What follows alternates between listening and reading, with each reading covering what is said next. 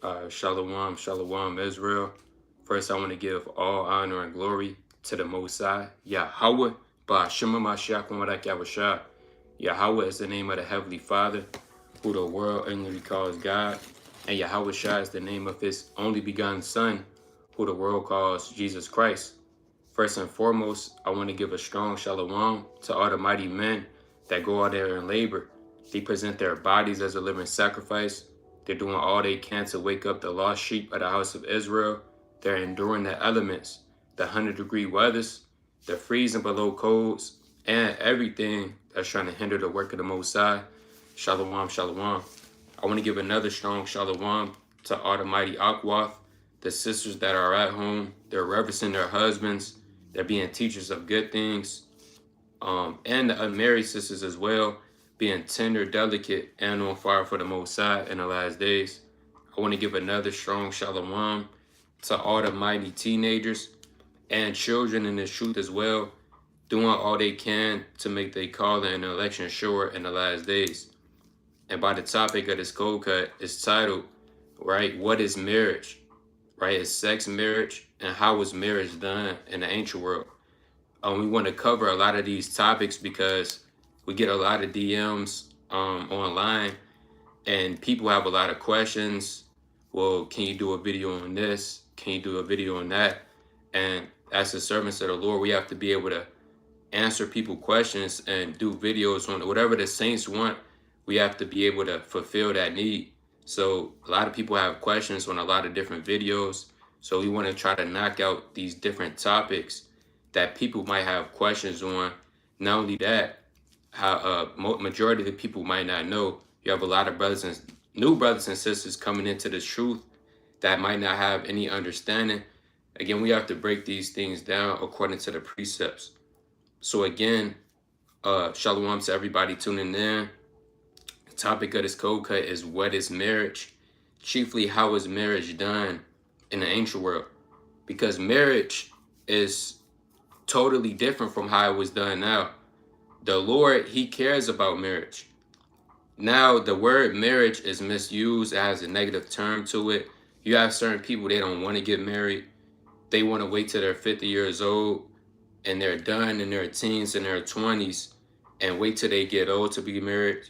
And we have to ultimately come back to the Bible, and we have to get this westernized mindset out of our heads.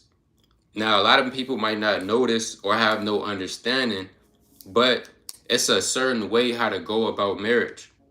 Let's first kick it off with the book of Hebrews chapter 13. All right. Let's let's kick it off with the book of Hebrews chapter 13.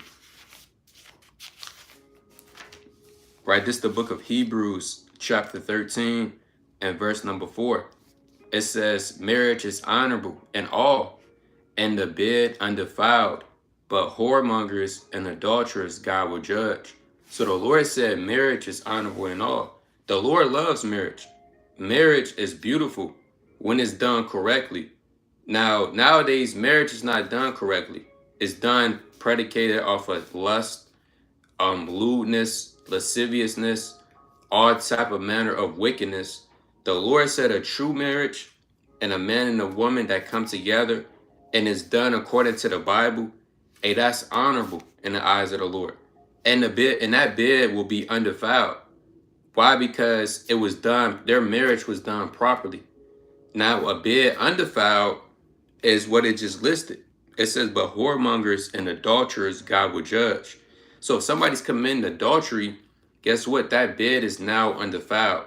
If somebody is having one night stands, if somebody is just doing all type of manner of wickedness and lewdness in a bedroom, that bed, if you're just being a whoremonger, that bed is now defiled. Why? Because it wasn't done a proper way. All right. So again, we have to go into these precepts. We have to break down and give our people the proper understanding. Now, let me bring this out in Psalms chapter 119 first. All right. Let's go to the book of Psalms chapter 119. Actually, before I go to Psalms 118, let's go to Romans chapter 12. Right? Before I go there, let's go to Romans chapter 12 and 2. the classic. This Romans chapter 12 and verse number 2.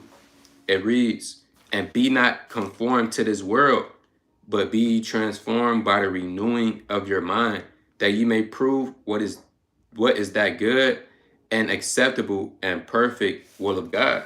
So the Lord said you have to be transformed by the renewing of your mind, meaning you have to take majority of the things you were taught in America and you have to ball it up and you have to throw it away. Why? Because we have been taught things incorrectly. We have been lied to. We have a westernized mindset on our minds and ultimately change that's hindering us. We have to put our mindset back to how it was, back like the people of the East. We have to clean it up through the word of God. Because a lot of people, they think marriage is you get on your knees, you put a ring on your finger, and you say, well, do you want me to be now? Do you want to be my wife? Right? Will you marry me? Nowhere in the Bible can you find a man proposing, getting on one knee, asking a woman, will you marry me? You have certain people, they think marriage is you literally writing a certificate. They think marriage, hey, you just married. I remember this one Eve, she said, hey, that's my husband right here. And she just peeled off with him with no understanding. So all of these things have been polluted. Certain people, they think, hey, you just take them to the movies, now we're married because you do nice things for me. You have people that are married that commit adultery. You have certain women that think they can have 5 husbands. So we have to be transformed by the renewing of our mind, again, according to the precepts. Now, let's go straight to the point. Let's go to the book of Genesis, right? Let's go to the book of Genesis, chapter 24, right? Let's go to the book of Genesis, chapter 24, right? Actually, before we go to Genesis 24, let's go to the book of Exodus, right? Exodus chapter 22. Now, according to the Bible, sexual intercourse is marriage, right? The moment that you will lay down with that significant other or the person that a father might have arranged or etc., now that sex consummates the marriage. Again, we're not taught that. We're taught that, again, all you have to have is documents, papers. You have to have 4 rings. Now you're considered married. Well, we have to go again according to the precepts. Let's go to Exodus chapter 22. All right, let's go back to the law. Now, a lot of people don't know that. A lot of people, they get shocked. They say, well, hold on, right? They might be ashamed, right? Because you have certain Eve, they slept with a lot of men, or vice versa with Jake, and they feel ashamed when we bring this up. Well, you have to be able to notice to be able to carry yourself a different way. Because the moment we find out we're Israelites, we have laws. These laws and commandments, they're diverse from the other nations' laws. So they're not the same. That's why the Lord said we are a holy people. The word holy means to be separate. So when you're separate, that means you're set apart. You're different. So when somebody hears this for the first time, they're like, well, hold on, I never knew this. That doesn't make sense. Or why is it like this? And that's what makes us different as a nation than the other nations around us, which are all the same. But this is Exodus chapter 22 and verse number 16. Right? This Exodus chapter 22 and 16. It says, if a man entice a maid that is not betrothed and lie with her, meaning you have a man, he find interest in a woman, right? A maid is a woman, chiefly a virgin or a woman of a marriageable age. It says, and she is not betrothed, meaning a father might not have his daughter promised to another man. It says, and lie with her, right? So let's say he lies down with her. It says, he shall surely endow her to be his wife, right? What is the word endow? When you go into the word endow, it means ultimately being financial or financial responsible for this woman. Now you have to take this woman as your wife, right? You have to endow her, and you have to have financial funds as well. So it's showing you that the moment you lay down with somebody through the spirit, you now have to take on responsibility of this woman, or you might be a woman.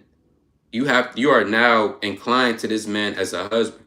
If our people will learn this, it will be less adultery, it will be less fornication, it will be more thinking before we do. It will be more understanding before we get into somebody, to get into something we might not think we're ready for. And again, this happens all the time. They even they show it in movies, right? You might hook up with somebody, hook up with a man, hook up with a woman, don't know anything about this person. It was strictly off of lust. Now 2 months later, you hate this person. 2 weeks later, y'all stop talking. Or it was just a hookup. Well, it's no hookups in the nation of Israel. Things are done decently and in order, right? Now, it says what? Verse 17. If her father utterly refuse to give her unto him, he shall pay money according to the dowry of virgins, which we're going to get into. But first, let's get more precepts showing you that sex actually consummates a marriage. Because you might have different, the father might have different arrangements. But again, the final step that consummates that marriage, it will be the sexual intercourse. Let's go to Genesis chapter 24. Right? Let's go to the book of Genesis chapter 24 and verse number 64. It says, and Rebekah lifted up her eyes, and when she saw Isaac, she lightened off the camel, for she had said unto the servant, what man is this that walketh in the field to meet us? And the servant had said, it is my master. Therefore she took a veil and covered herself. So Rebekah, after she just got off the camel, she's saying, well, hold on, what manner is this that's walking towards us? Now the servant, this was Abraham's servant. He would sit out on a specific mission to find Isaac a wife. Ultimately, Rebekah. Verse number 66. And the servant told Isaac all things that he had done. Verse 67. It says, and Isaac brought her into his mother Sarah's tent and took Rebekah, and she became his wife, and he loved her, and Isaac was comforted after his mother's death. Right? So straight to the point, it says, and Isaac brought her into her mother Sarah's tent and took Rebekah, right? Meaning laid hold on her, and she became his wife inside of the tent. Now, they wasn't playing Connect 4 inside the tent. They wasn't watching any type of Netflix series. They wasn't playing 21 questions. It's only one conclusion what they did inside the tent. They laid down together, again, according to the law, and she became his wife. And it said Isaac was comforted, right? Because his mom died. Going back all the way to Genesis, the 2nd chapter, therefore a man shall leave his father and mother and cleave unto his wife in love, right? So again, this is another verse. You have certain people, they say, guess what? Hey, sexual intercourse, that's not marriage. It's not biblical. It's not according to the spirit. Well, we even go with that concept, which it is biblical. If we even go with that concept that it's not marriage, that means you could do whatever you want to do. All right. You could come inside this truth. You could have no morals, no God. You can have no discipline. Any woman you see and she's down, you could just do whatever. That's what you call a defiled bed. And the Lord is going to judge whoremongers and adulterers, right? Before we go to the next precept, let me bring this out in 1 Thessalonians, right? What our people have to learn is You have to have discipline. Just because you don't have discipline, that doesn't mean you could create a doctrine or go off your own lust and your own mind to do what feels good to you. It's plain upon tables. If you don't want to hearken, the Lord will judge you according to your works. Because you might have a man coming to the truth, you tell him that, next thing you know, he's been with 13 different women in the truth. He used to do that in the world. He came into the truth, now he's doing it again. And it's not a sin. Well, the Lord is not the author of confusion, right? This First Thessalonians chapter 4 and verse number 3, right? It says, "For this is the will of God, even your sanctification, that ye shall abstain from fornication." What is fornication? Any sexual unlawful act. So anything that's sexual and it's unlawful, it's a part of fornication. Like adultery, bestiality, incest, anything of that nature, right? It's all classified as fornication. It says that every one of you should know how to possess his vessel in sanctification and honor. And that's what our men and our women have to learn, to possess our vessel. Instead of, again, rushing into, we rush into Israel, we rush into things. Then we have to learn the hard way by default. When the Lord said, guess what? You come into this thing, you have to possess your vessel in honor and sanctification. You have to be morally upright. You have to keep yourself clean. Keep spirits away, because it's a spirit behind that. It's a spirit behind adultery. It's a spirit behind whoremonger. It's a spirit behind fornication. The Lord said you want to know how to possess yourself. You want to do things the right way, properly, according to the Lord and according to the scriptures.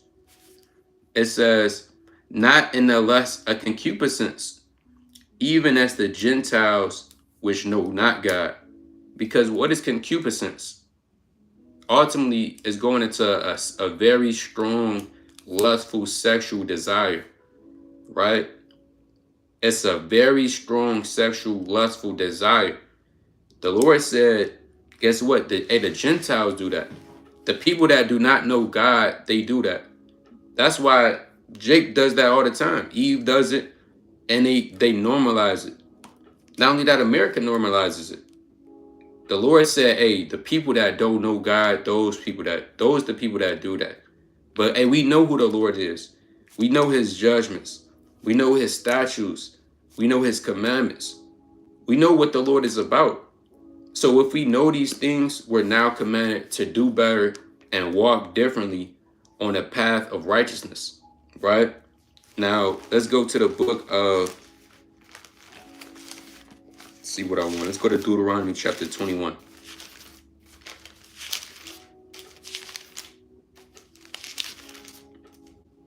Right, let's go to the book of Deuteronomy chapter 21 and verse number 13. Right? I'm going to start at verse 10. Deuteronomy 31 and 10. When thou goest forth to war against thy enemies, and the Lord thy God have delivered them into thy hands, and thou hast taken them captive, and seest among the captives a beautiful woman, and has a desire unto her, that thou wouldest have her to thy wife. So you're fighting against your enemies, and you see a woman, a beautiful woman of the captives, right? It says, verse 12, this is the process. It says, then thou shalt bring her home to thy house, and she shall shave her head and pare her nails, which represents a new beginning. It says, and she shall put the raiment of her captivity from off her, and shall remain in thy house, and bewail her father and her mother a full month. And after that, thou shalt go in unto her, and be her husband, and she shall be thy wife. So verse 13, that's the point. It says, and thou shalt go unto her. Now, what does it mean by thou shalt go unto her? Or you have certain titles in the Bible, and so-and-so knew this. and so knew his wife. That don't mean he just, okay, yeah, I know your favorite color. Okay, you like black. Or it's not, it's ancient terminology. So when it says, and you shall go unto her, meaning you shall lie with this woman, right? It says, and be her husband, and she shall be her wife. So again, what you're going to come to find out, you find nowhere in the scriptures of a man proposing, getting on his knees, putting a ring on a finger, and saying, will you marry me? That's newly created. These Americans, that's created, man. When things was done, everything is backwards over here in America. You have men doing that. Isaac didn't do that, man. Abraham didn't get on one knees. You have certain people now when they're about to get married, they give their woman a cake. They have inside the cake a hidden ring. So you have to blow it out first, right? Then she go and eat the cake. It's a ring in it. It's all type of manner of wickedness. Now, during the times of slavery, you would hop over the broomstick, which what slaves would do when they would be married. All of these things that's done now is not scriptural. There's no precepts to back up what it's saying. It's not found in here. That's what we brought out in Romans 12. We have to change our minds, right? So it's showing you time after time after time where you go into a woman goes into a man, they are now one flesh. Let's go to that in Matthew chapter 19, right? Let's go to Matthew chapter 19 and verse. Let's go to Matthew 19 and 5. It says, and said, for this cause shall a man leave father and mother, and shall cleave to his wife, and they shall twain be one flesh. Wherefore they are no more twain, but one flesh. What therefore God hath joined together, let no man put asunder. So the moment you're joined together, because believe it or not, a marriage is a very spiritual interaction. It gets deep. Again, it's deeper than just hooking up with that person for one night and you just trying to have fun. No, it gets deep. You actually become one flesh. You're intertwined with that person. The Lord said, hey, what the Lord has joined together, hey, no man can't come in there and say, hold on, and try to separate that. Say, hold on, no, that y'all not married. No, the Lord said, what the Lord have joined together, let no man put asunder. Why? Because the Lord knows man would try to put this asunder. Any opportunity he gets, he's going to try to separate from a significant other. Vice versa with the woman. So you're actually one flesh. Now, let me bring this up in the book of Hebrews chapter 9. Right? Because again, this thing gets deep, man. Let's go to the book of Hebrews chapter 9 and verse number, I'm going to start at verse 19. Hebrews 9 and 19. It says, for when Moses had spoken every precept to all the people according to the law, he took the blood of calves and of goats with water and scarlet wool and hyssop, and sprinkled both the book and all the people. Going into the covenant, when you read in Exodus chapter 24, the Lord made a covenant with the children of Israel. Moses, he took everything, he sprinkled the blood upon the people, and the people say, hey, whatever the Lord has commanded us to do, hey, we will do it. It says, saying verse 20, saying, this is the blood of the testament which God has enjoined unto you.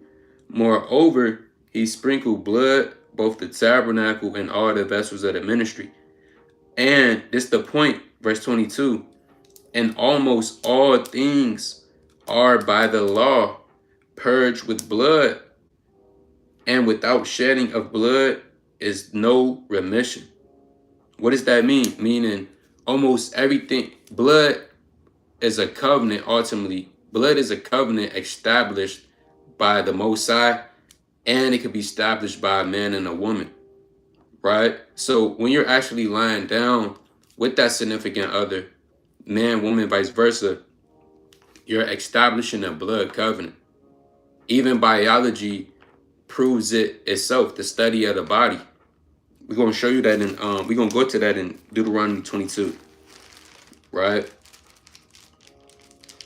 Every covenant is established by blood, right? That's why you find men in the scriptures, they make blood covenants with the Most High. They kill the animal, they sprinkle the blood on the altar. Abraham did it, Noah, etc. All of the patriarchs, the Levitical priests. Not only that, when we're being married, we're laying down, you're establishing a blood covenant.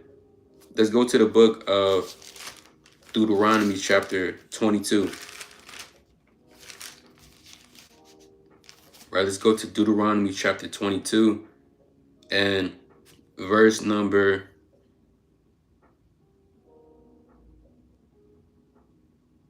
13, right? It says, if any man take a wife and go unto her and hate her and give occasion of speech against her and bring up an evil name upon her and say, I took this woman, and when I came to her, I found her not a maid, right? Because this was a situation that could have took place in the ancient world. A man could have had a woman, he hated her, he didn't want to be with her anymore. So what he did, or what somebody would do, they would try to bring up an accusation or occasion against her.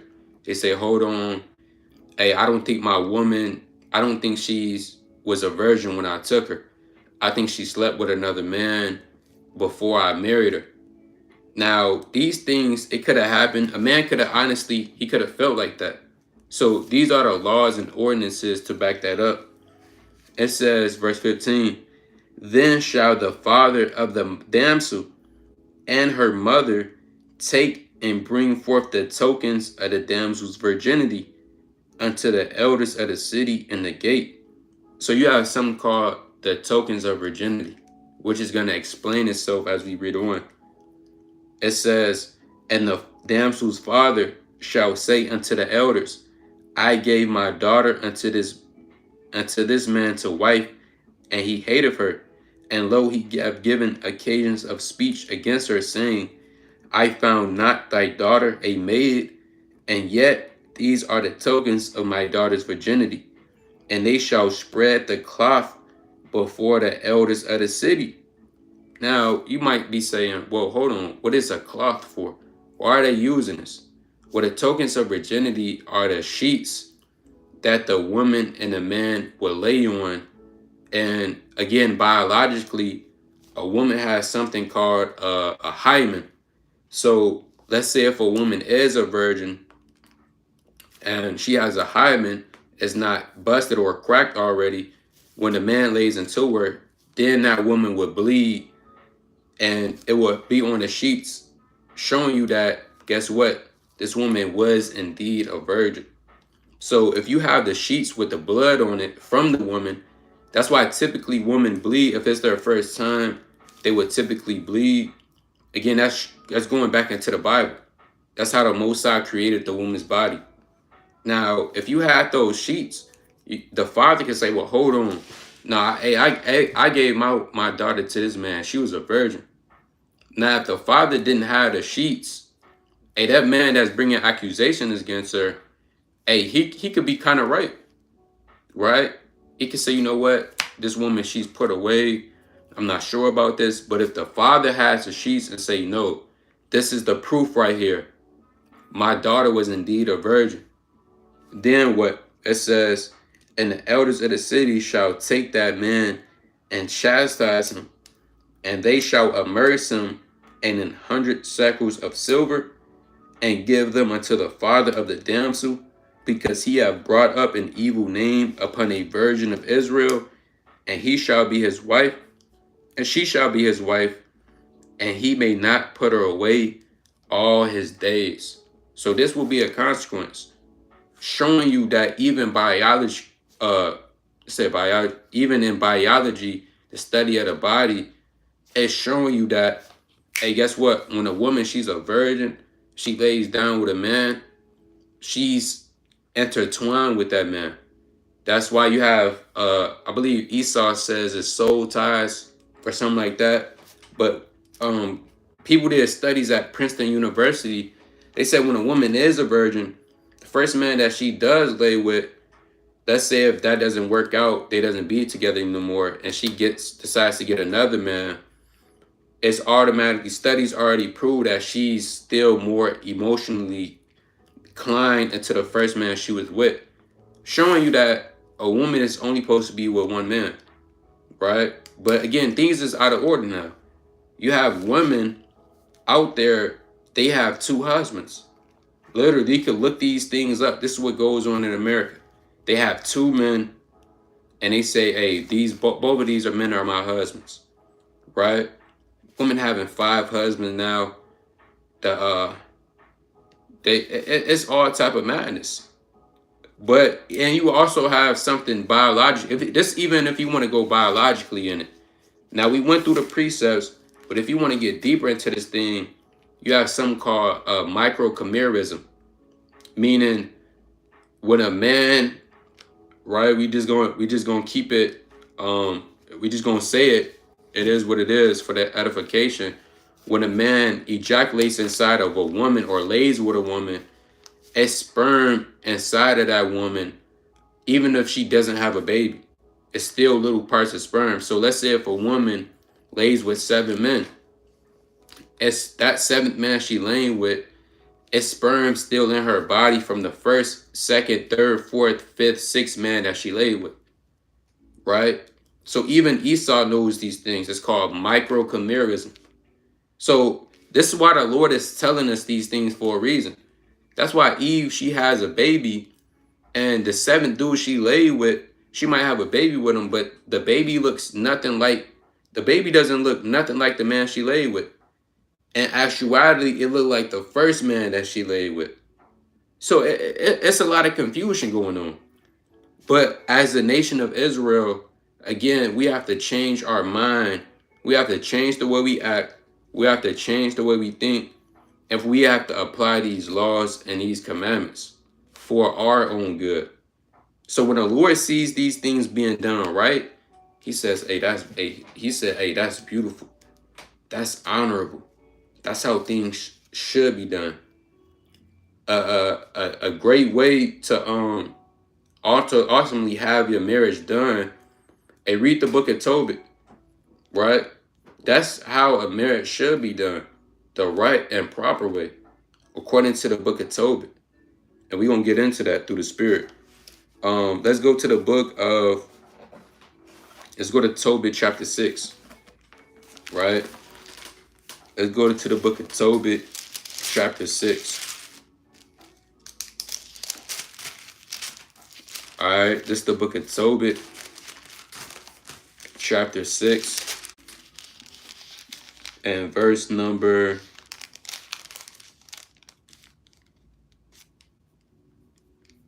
let's see what I want to start. Tobit 6 and 13.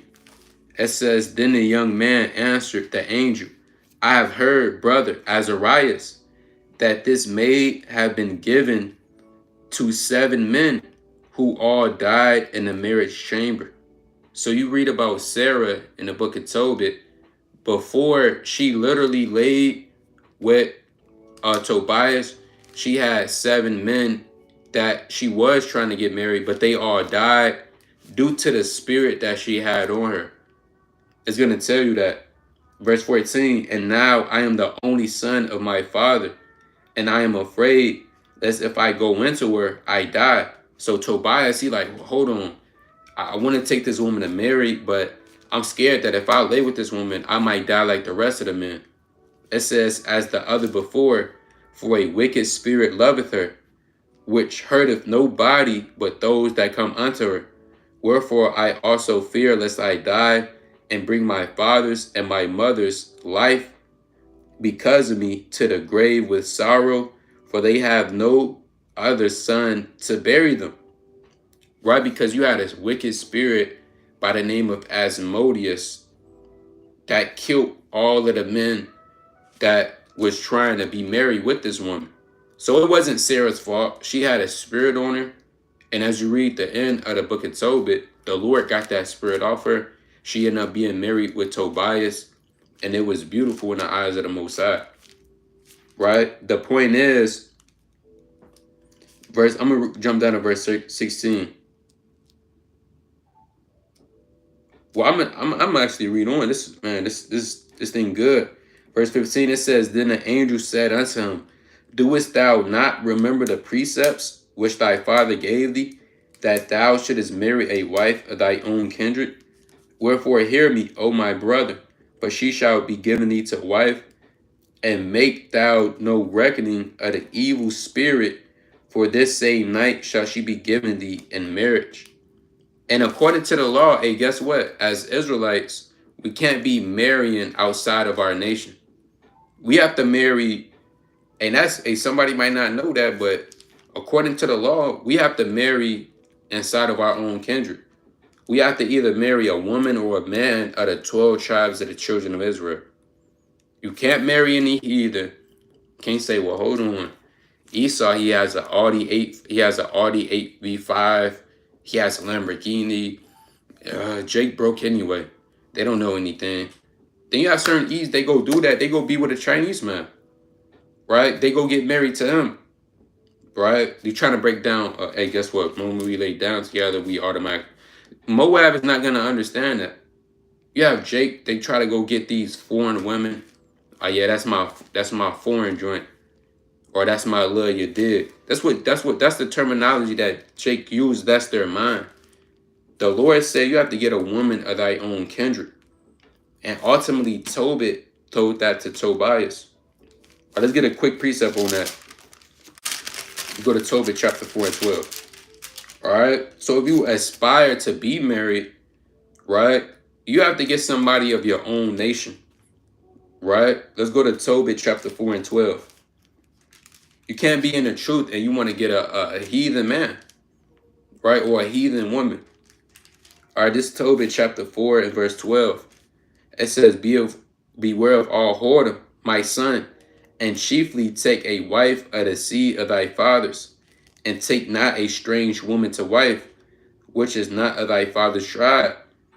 For we are the children of the prophets, Noah, Abraham, Isaac, and Jacob. Remember, my son, that our fathers from the beginning, even that they all married wives of their own kindred, and were blessed in their children, and their seed shall inherit the land. Now, technically, if we want to be technical, it will be tribe with tribe that the inheritance doesn't remove, right? Because you might have a man that's all the way geographically, he might be in the land of Manasseh, and he's picking up everything he has, right? Or a woman picking up everything she has, all of the inheritance, and you going all the way to the land of Benjamin just to be married, it wouldn't make sense. So it would be the tribe that you don't have to pick up your inheritance and go. But seeing that we don't have an inheritance, we don't have cattle, land, etc., you have to get somebody for the nation of Israel, out of 12 tribes, right? Let's get another quick precept on that. Let's go to first address.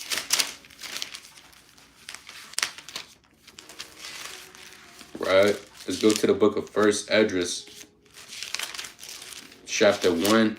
It's like chapter 9 and 16. Actually, I want 9 and 7. Let's go to First Esdras, chapter 9, and verse number 7. It says, So Esdras rose up and said unto them, Ye have transgressed the law, and marrying straight wives, thereby to increase the sins of Israel.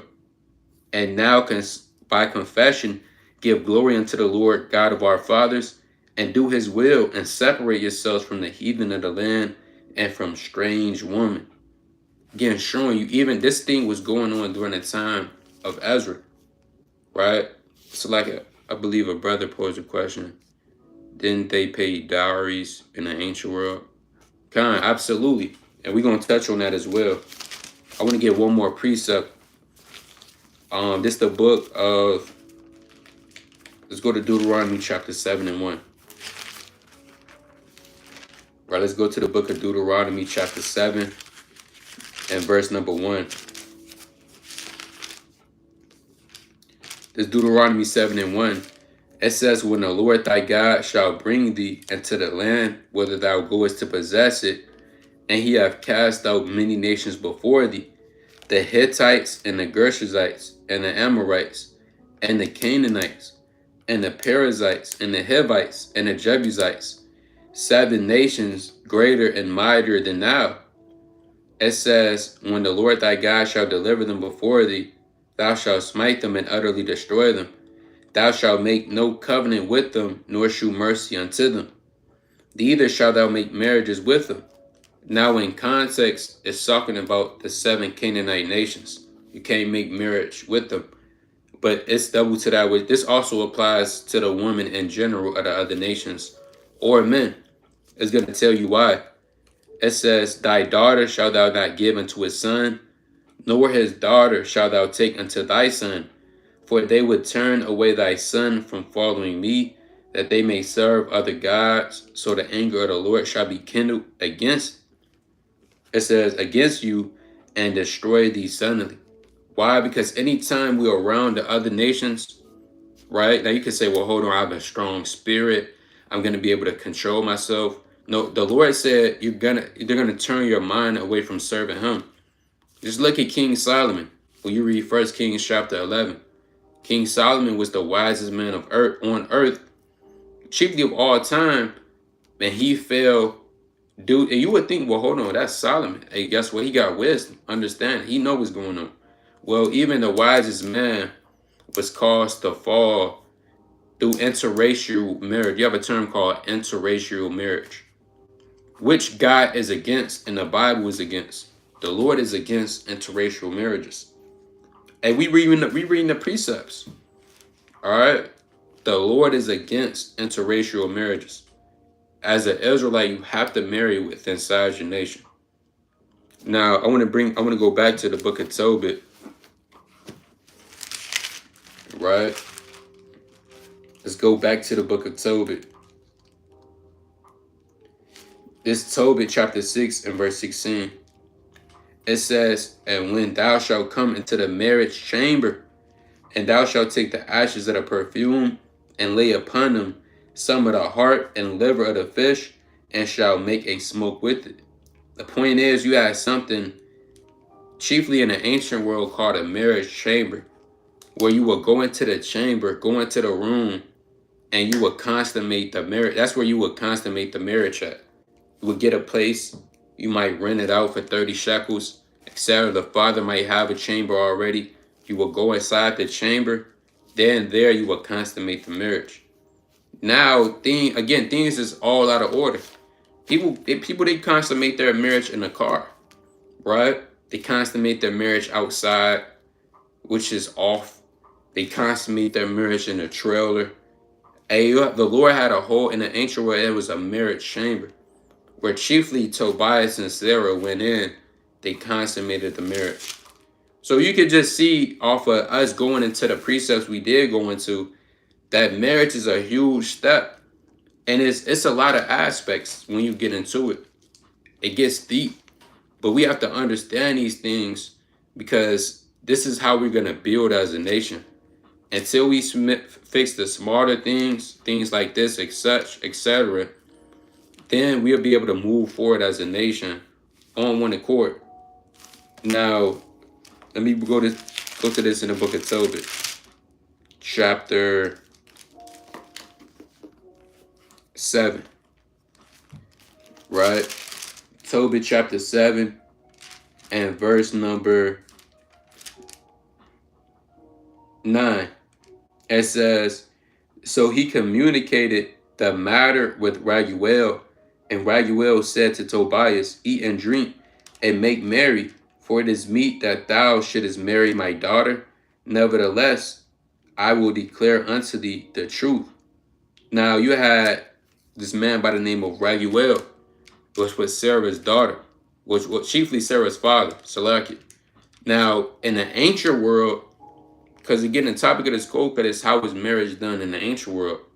Well, we kind of went over it, how it was done now, all out of order, but in the ancient world, the father would have to say so in the marriage. He would give his daughter off in marriage.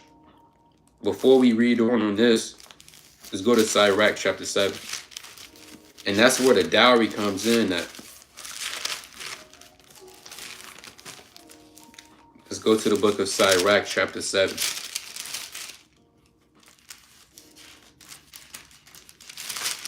It's the book of Sirach chapter 7 and verse number 24. Sirach 7 and 24. And the Lord tells you how to deal with your children.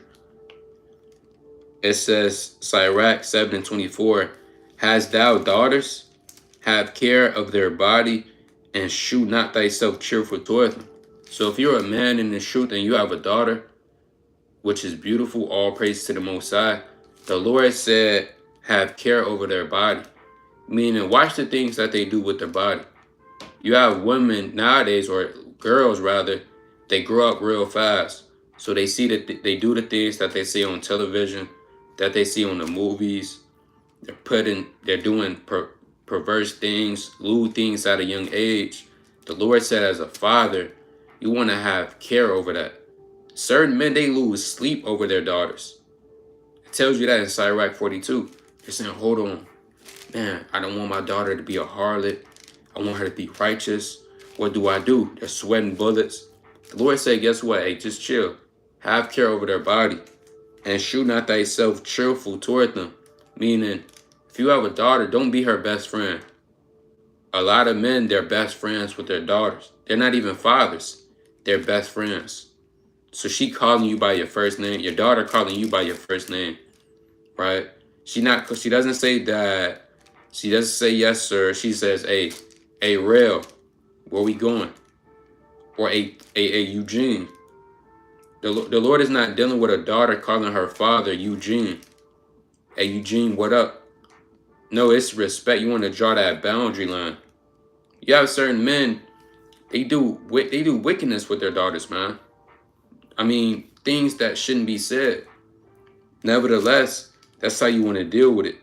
Verse number 25, it says, marry thy daughter, and so shalt thou perform a weighty matter. So in the ancient world, the fathers, they would marry off their daughters, chiefly around the time that they feel like their daughter is ready. It's not a specific age. You have certain men saying, hold on, women was getting married at 12 years old, 15. It's not a specific age. It's according to the development of that woman and ultimately the father. It says, but give her to a man of understanding. Right? Give her to a man of understanding. So when the father, when they would give off their daughters, they would give, guess what? They would give her daughter or his daughter to a man of understanding. They wasn't giving it to a Negro man, a fool, a man that's into wickedness, a drug dealer. The Lord, the men weren't doing that. Our minds was a little bit different in the ancient world. They guess what? They trying to see if this man is a man of understanding. Does he know the precepts? Is he well versed in the law? Okay, he's a priest. Okay, how long you been doing the office of the priest? They asking questions. They getting a feel for this thing. Now it's hard nowadays because a lot of our women, they don't have fathers in their lives. Whether he was a deadbeat, they might have died when they were earlier, ultimately due to the curses. But chiefly as a man, you still will want to go to the father. That's the first thing you do, right? Hey, can I talk to your father? Da-da-da-da. Then you go to the father, say, hold on, I actually find interest in your daughter. I feel like I could do this, da-da-da-da-da, and I want to see your say-so on it. That's how things are supposed to be done even now, and things was done now. Jake is not doing that now, man.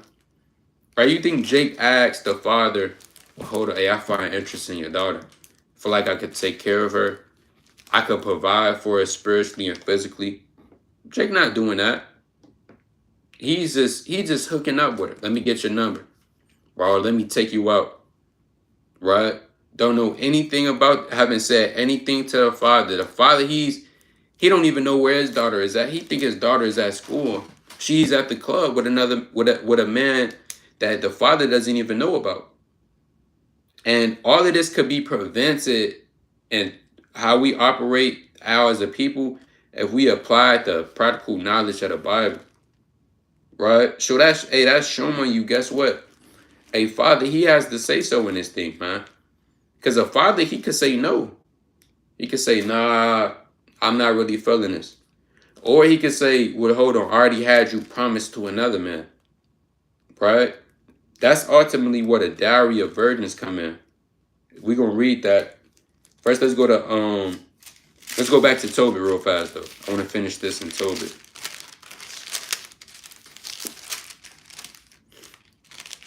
It's Tobit chapter 7 and verse number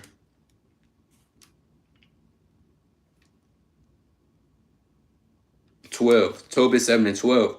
Raguel said, then take her from henceforth according to the manner, for thou art her cousin, and she is thine, and the merciful God shall give you good success in all things. Then he called his daughter Sarah, and she came to her father, and he took her by the hand and gave her to be wife to Tobias, saying, behold, take her after the law of Moses, and lead her away to thy father, and be blessed, and he blessed him. So if you, as a man, you want to take a woman to be a wife, you have to take her according to the law of Moses. You can't take her after lust, lewdness. Oh man, hold on. She looks good, right? She has a nice body. The Lord isn't dealing with that. He's dealing with things according to the law of Moses. It says, and called Edna his wife, and took paper, and did write an instrument of covenants, and sealed it. Then they began to eat. So in the ancient world, you have something called an instrument of covenant, which will be a physical document, for lack of better terms. It could be a piece of paper. It's written down with a covenant sealed on it. Now, this is not law. This is a custom, rather. So it's not a sin if you don't do this. If you decide to do this, all praises. But you will write that down. You would keep this writing. You might write the date on it. You might say so and so are married. Da da da da da. So you have physical proof. Hey, on this date, we've been married for that many years, etc. The father might keep it. The husband might keep it. Just so things could be done again and decently and in order, right? Let's go to Sirach, chapter 42. Right? Let's go to Sirach, chapter 42. Quick precept. It's Sirach 42 and 7. And it reads, it says, deliver all things in writing and in weight, and put, it's like it says, deliver all things in number and weight, and put all in writing, that thou givest out or receive it there. Again, this is not law, but this is rather wisdom to avoid certain situations and to keep things in order. Now, when you read on, let's go to the book of Tobit, chapter 8, and verse number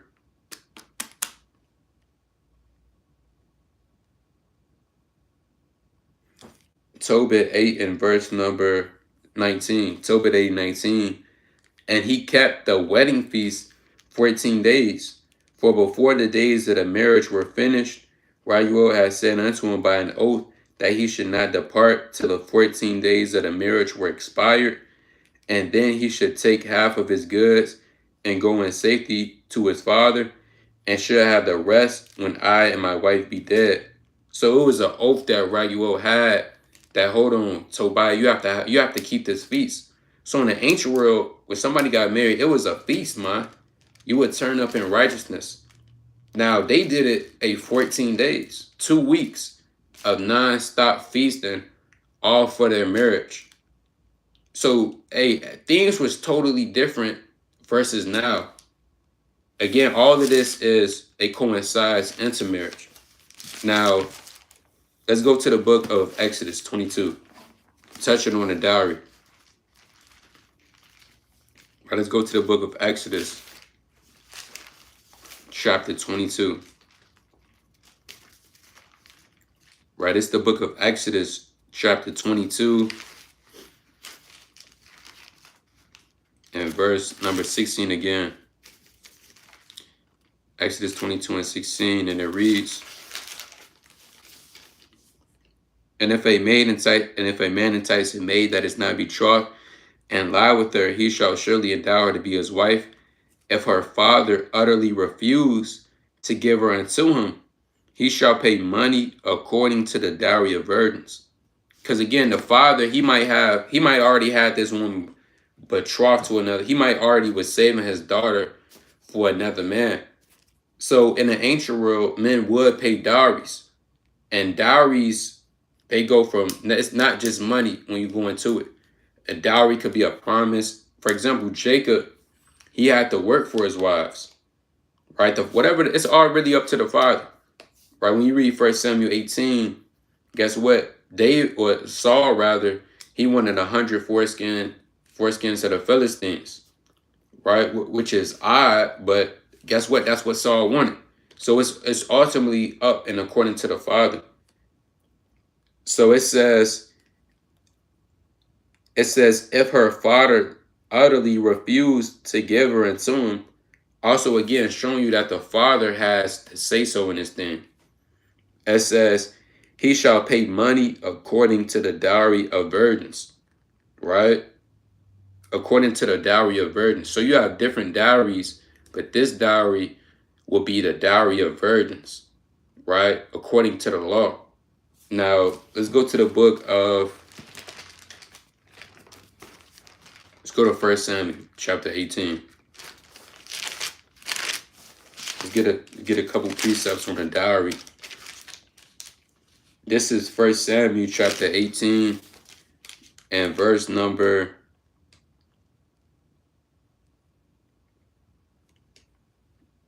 1 Samuel 18 and verse 25. It says, and Saul said, thus shall ye say to David, the king desires not any dowry, but 100 foreskins of the Philistines to be avenged of the king's enemy. But Saul thought to make David fall by the hand of Philistines, right? And when his servants told David these words, it pleased David well to be the king's son-in-law, and the days were not expired. Wherefore David arose, he and his men, and slew of the Philistines 200 men. And David brought their foreskins, and they gave them in a full tale to the king, that he might be the king's son-in-law. And Saul gave him Michal to his daughter to wife. So after David brought those foreskins to Saul, then Saul, with an exchange which was already prearranged, give his daughter to King David. Again, so it's a plethora of dowries rather.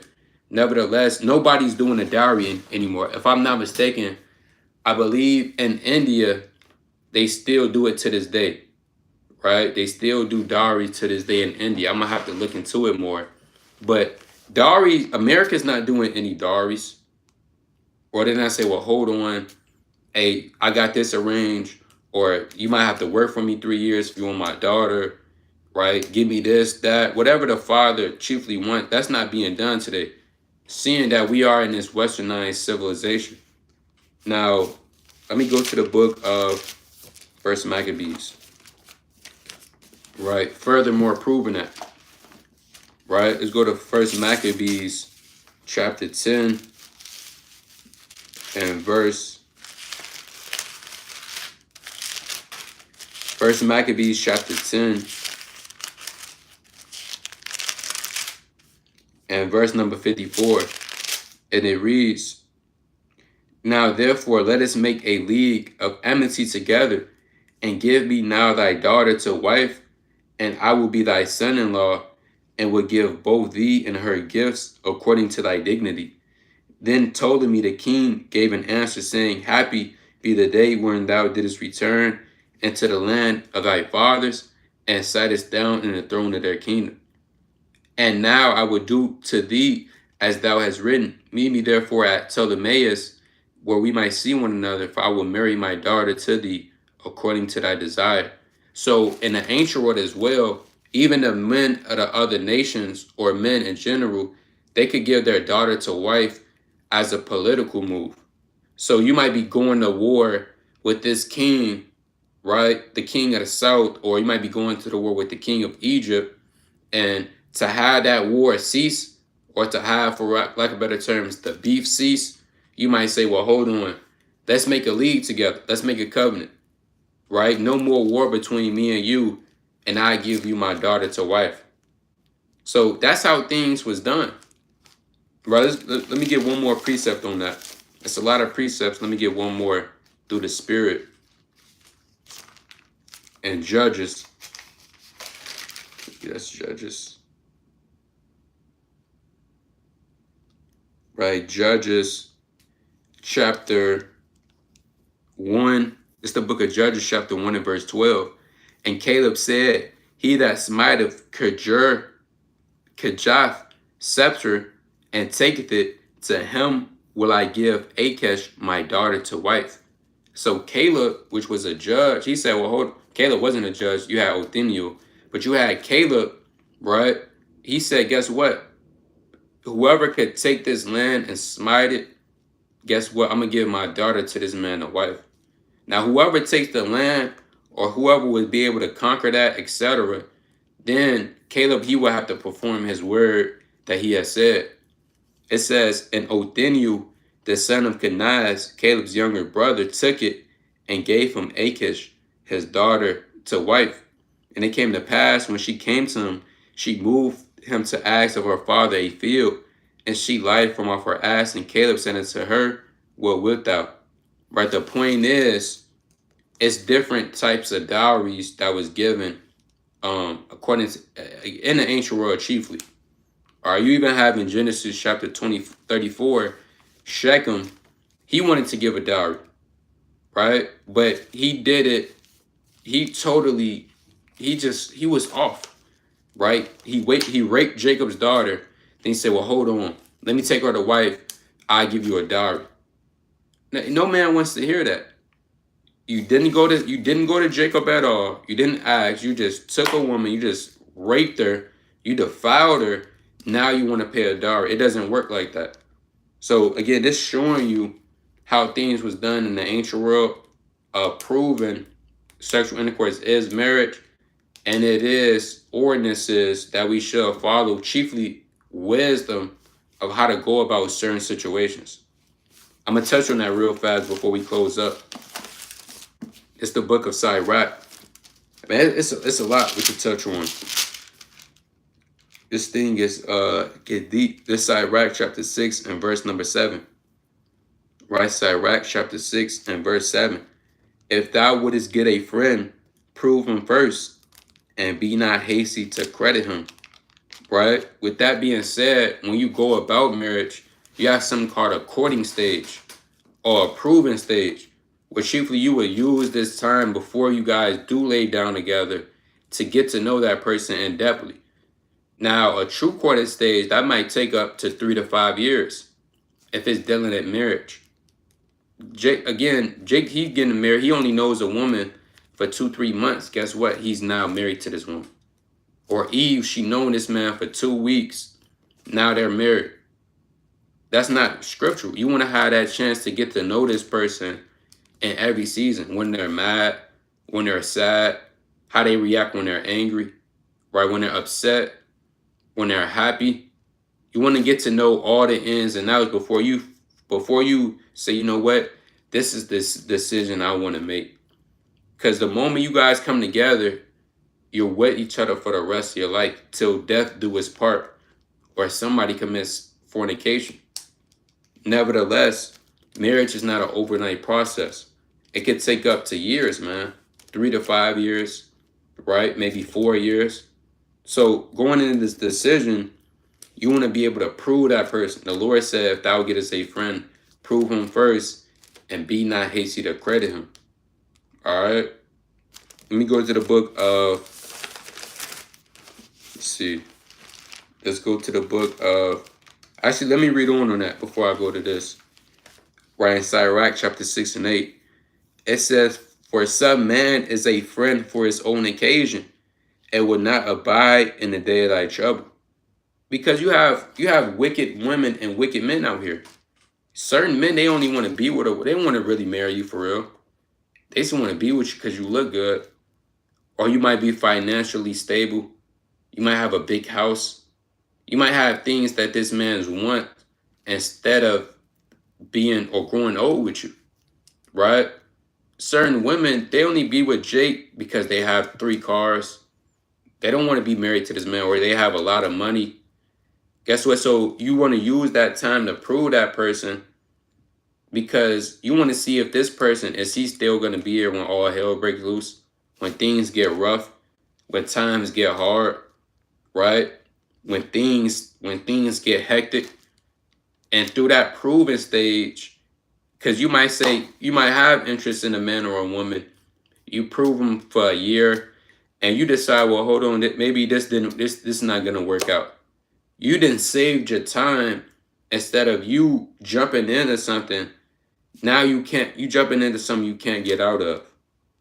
So it's a whole breakdown going into side that. Maybe we could do that another time, going into proving a friend. But as a nation, men and women should aspire to be married. That's why the Lord created us. The Lord created us to be fruitful and multiply.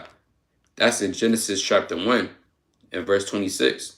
The Lord commanded the birds, the animals to multiply, and he also commanded man to be fruitful and multiply and replenish on the earth.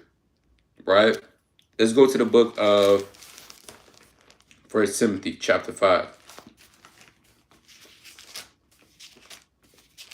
Right? Let's go to 1 Timothy chapter 5 and 14. It's 1 Timothy chapter 5 and 14. It says, I will therefore that the younger women marry, bear children, guide the house, give done occasion to the adversary to speak reproachfully, for some are already turned aside after Satan. The point is, the Lord said, I would that the younger woman marry, right? The Lord wants the younger woman to marry. Now, when you come to the truth, that's not the first thing you should focus on. You should focus on you building yourself up, learning how to be a daughter of Zion, then maybe learning how to be a wife soon. But chiefly focusing on the Most High, keeping the commandments, getting your spirit right before all hell breaks loose. But if you decide to pursue that, the Lord said that's good. You should aspire to be married.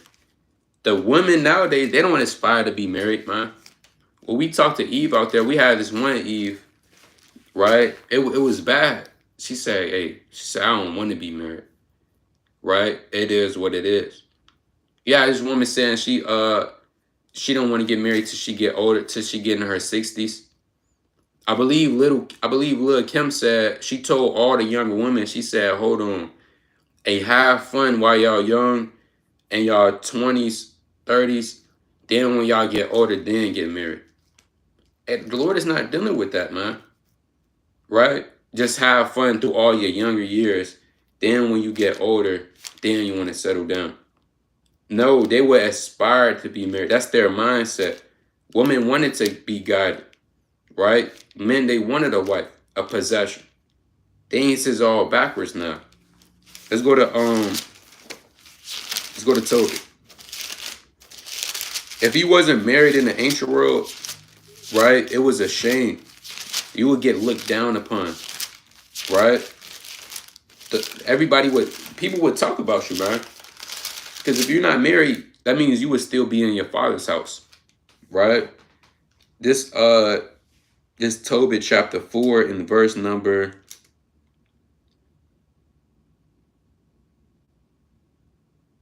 4 and 7, it says,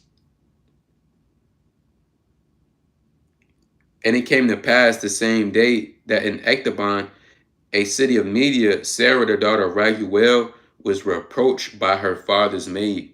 So this woman, Sarah, that you read about in Tobit, which was Tobias's wife, guess what? She was reproached, man. They was talking about her. They was laughing at her.